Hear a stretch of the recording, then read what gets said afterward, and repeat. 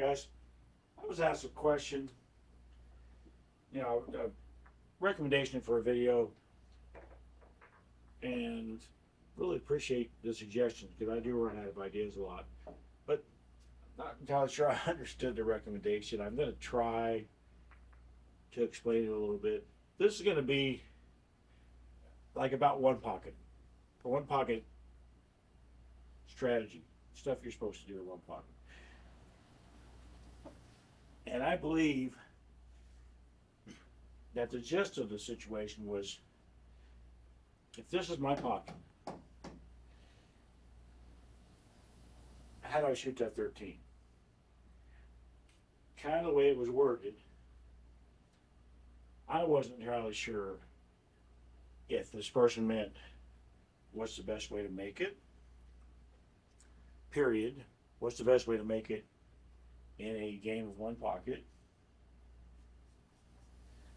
Should I shoot it in a game of one pocket? All kinds of different nuances that can come up. The main thing about one pocket, though, is don't sell out. Unless you're just goofing around with your buddy and just trying whatever you want to try, do whatever you want. But if you're playing for money or you're playing any situation where you want to win, that's got to be the most important thing. You don't sell out. This is a lesson that I still haven't 100% learned.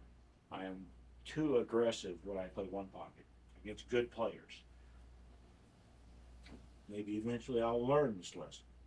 Eventually I'll lose enough, I'll get tired of losing, and I'll start being just a little bit more conservative. And I'm not talking about, I don't want to be the most conservative, most boring player that ever picked up a cue. But I also don't want people to go, man, that guy's reckless as hell. What an idiot Dave is. I don't want that. Let's go take this first situation here again. This is my pocket. I don't have any banks. And I have some safeties I could play. If I leave my opponent up here, he doesn't really have any shots. It's possible that my opponent could cut that 2 in. Say if I left the cue ball right here. So many things about this game are just situational. What do I think the odds are of my opponent firing this 2 in and maybe running more balls, maybe running all the way out, if I miss the bank? That's the other thing about the banks in one pocket, is that at my level at least, you can almost never count on making the bank. You have to plan on missing the bank. So that usually means pocket speed. I want that 13 down here. If I leave the 13 down here and leave the cue ball in that corner, my opponent is less likely to try to fire this 2 in. He's more likely to just try to get rid of this 13 out, from in front of my pocket. Make him worry about that. I think I gave myself a scratch angle here. But that's fine. I want to talk about a few situations that come up with this. If I just go all out to try to pocket speed this 13 back here, me personally, I'm better at just a little bit of top left on the shot. A rolling ball, top left, try to get the 13 to barely make it to the pocket. If it misses, it stays in there somewhere. But this angle I just gave myself, if I shoot top left at it, I'm liable to scratch right in that corner. Don't want to do that, and I don't know that I have good enough speed control to not do that, to stop the cue ball before it gets to that pocket. So that kind of means that for me, I'm making the 13 completely out of the picture. I just want it down here. If I hit the 13 thicker and bang it down like in this direction, I think I can avoid that scratch. The cue ball is still staying up there somewhere. 13 with proper speed is still in my area, giving my opponent something to worry about.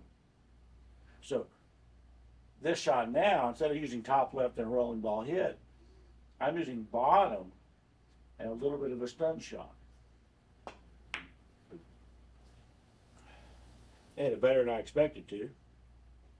I almost made it. So This situation, unless my opponent is Federer, he's probably going to move the 13. If it's Federer, he's just going to cut the 2 in, thank me for selling out the rack. But you always have to pay attention to what's going to happen on a bank shot in one pocket, because even the best bankers in the world, it's tough to count on making a bank. It's tough to count on making a bank. So there's that situation. Now let's look at this one. Still my pocket. I can't do that anymore. I can't leave the cue ball there because then he's got the 8. So why is my phone making noise? Don't know. I'm not going to go look at it right now.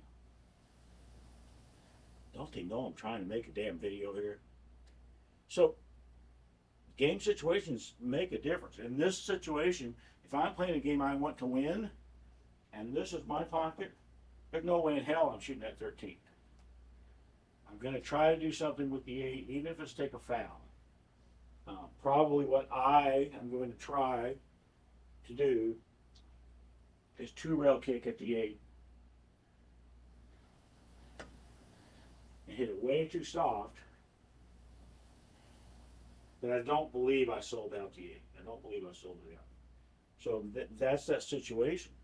If I'm in the same boat, though, how many balls are on the table? And I need them all. If I need every ball, I have nothing here. My opponent has everything else here. I need all the balls. Well, I'm probably going to lose this game. And I have to realize I am probably going to lose this game. May as well. Let's just dirty that up just a little bit more. Let's say this.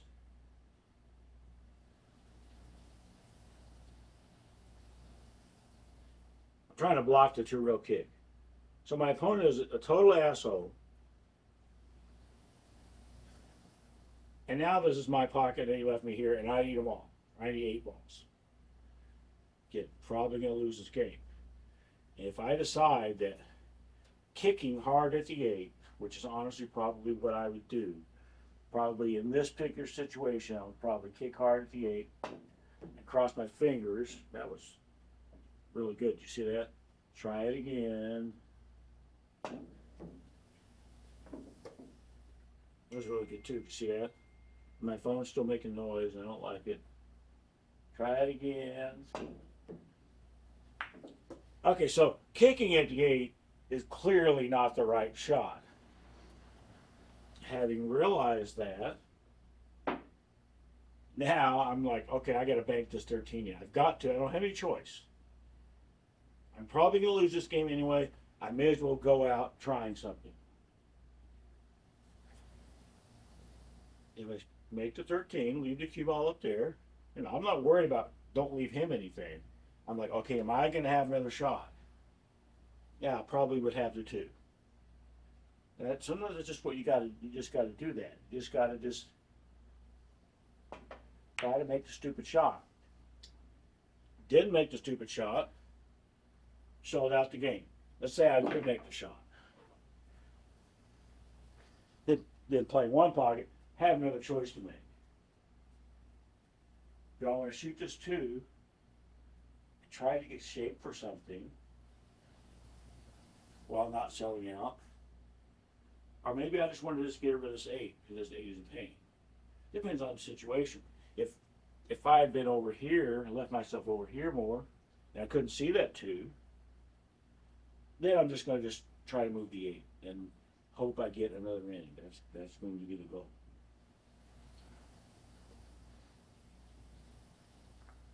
If I'm in a situation where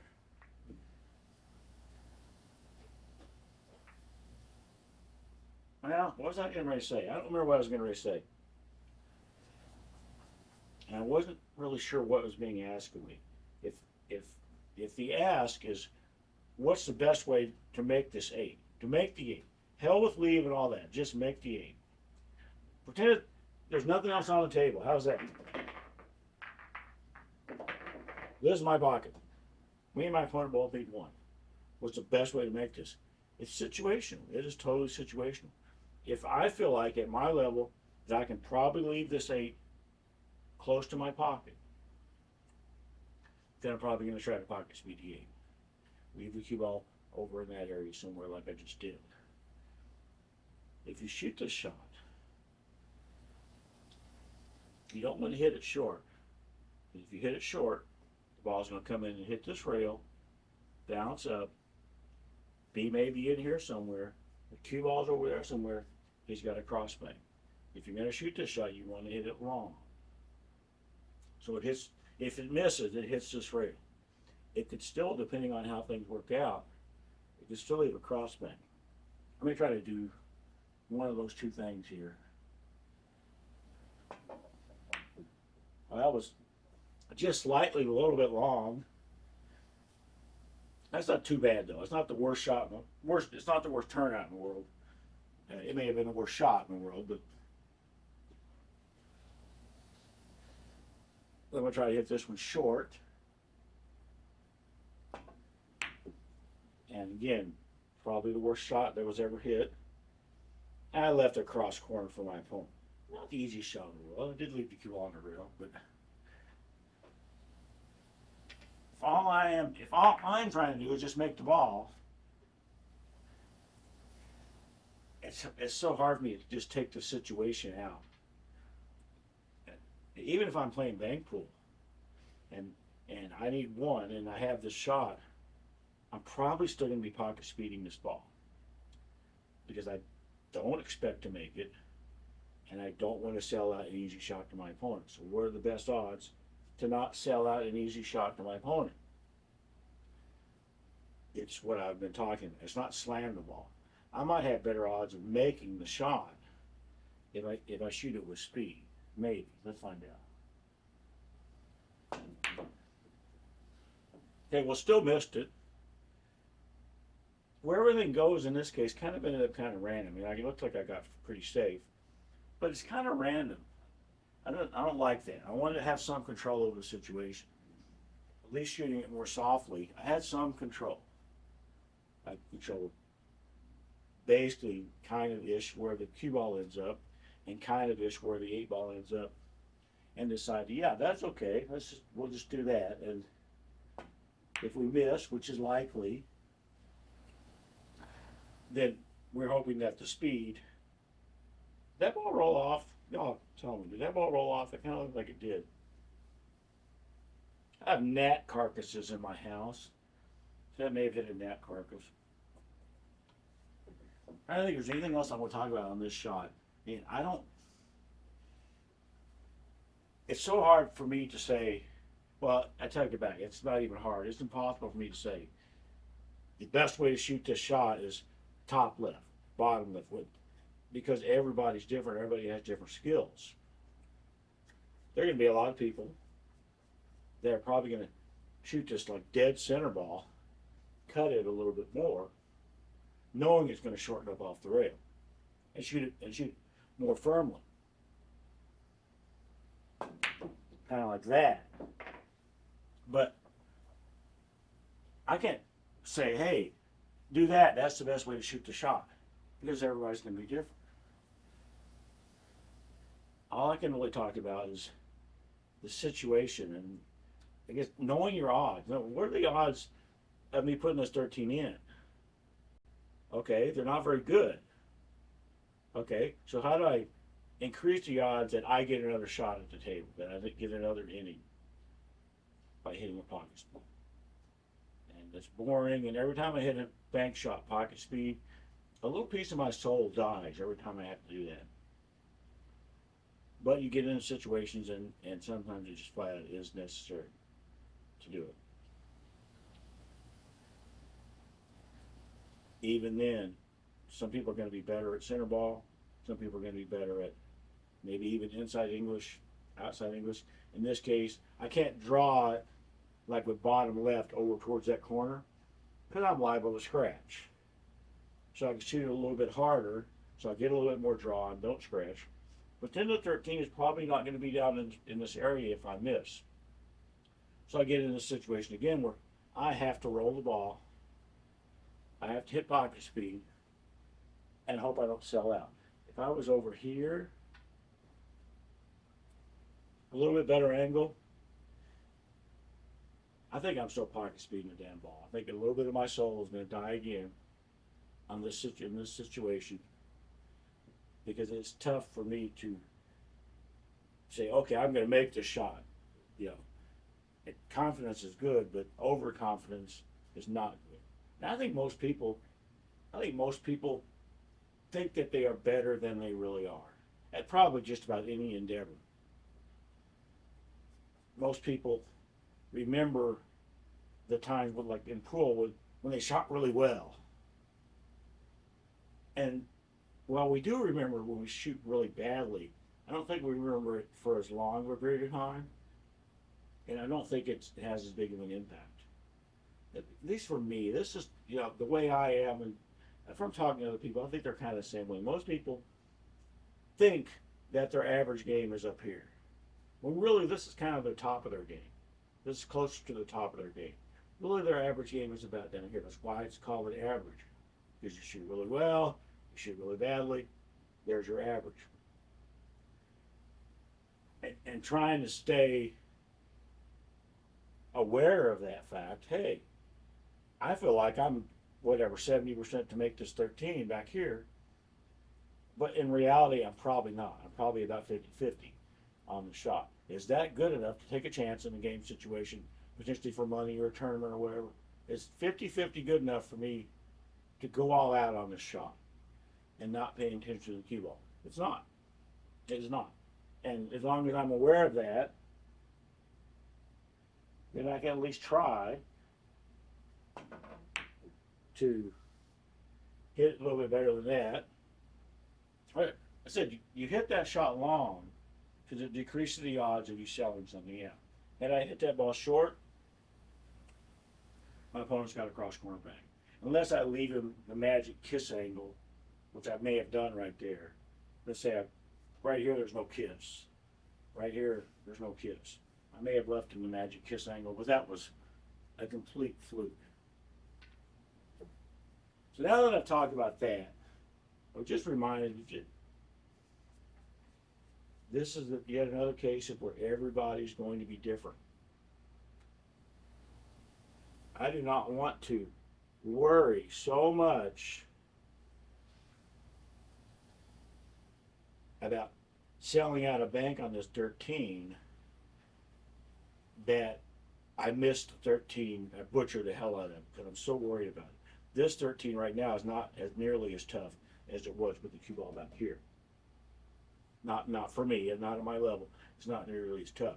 I still want to control the cue ball, but at this whatever level that I at least pretend that I have, I don't want to get split brain syndrome and be worried about the cue ball when this is an imminently makeable shot for me. So I know I've talked before about split brain syndrome, don't want to get that. Well, all I have to do is figure out, how do I get the cue ball over there? Well, I'm still standing up. Okay, looks like just a little bit of top, maybe a little bit left. Okay, fine. Put that completely out of my head now and go to my main goal of make this stupid 13. I've already decided I'm going to put a little bit of top, a little bit of right. And I'm not worried about the cue ball at all anymore. I'm just trying to focus on making this 13. And I missed it, and I hit it short. So ignore all that. No, don't ignore all that. It was still useful even if I butchered the shot. Did I leave the magic kiss angle? I did not leave the magic kiss angle. Left was that. And I was going to make a longer video about, kind of shots like that there too. Different one pocket shots. This video, I believe, has rambled on too long. So maybe I'll do, multi-part or something. But like in a shot like that I just tried, as long as I hit it long, like I did, ball hit right here, it's going to vacate the area, and it's probably going to be a semi-safe-ish shot to shoot. Had I banked at that 13, hit it short, then it's coming back over here near my opponent's pocket. Could have possibly even went in. I've done that a lot. Anyway, so I'm going to stop this video and maybe make another one. I don't know. It's only Saturday right now. I guess